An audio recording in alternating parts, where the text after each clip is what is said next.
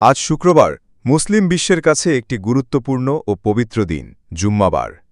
ইসলামের দৃষ্টিতে এই দিনটির রয়েছে বিশেষ মর্যাদা ও ফজিলত। হাদিসে বলা হয়েছে জুম্মার দিন ঈদের দিনের মতোই ফজিলতপূর্ণ।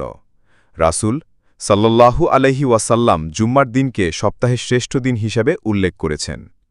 কেন জুম্মার দিন এত গুরুত্বপূর্ণ? এই দিনেই আদম আলাইহিসাল্লাম সৃষ্টি হন।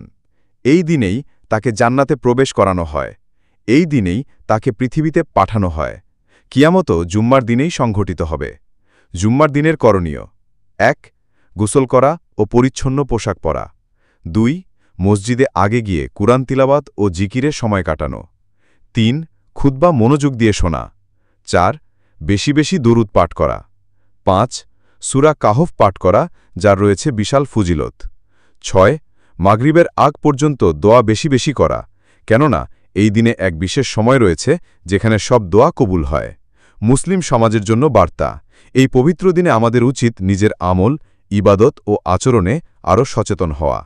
জুম্মা যেন শুধু একটি নামাজের দিন না হয়, বরং এটি হোক আত্মশুদ্ধির ও কল্যাণের দিন। আপনার জন্য প্রশ্ন: আজ জুম্মার দিনে আপনি কি ভালো কাজ করছেন? কমেন্টে জানাতে ভুলবেন না। সম্মানিত দর্শক, আমাদের ভিডিও আপনার ভালো লাগলে চ্যানেলটি সাবস্ক্রাইব করুন।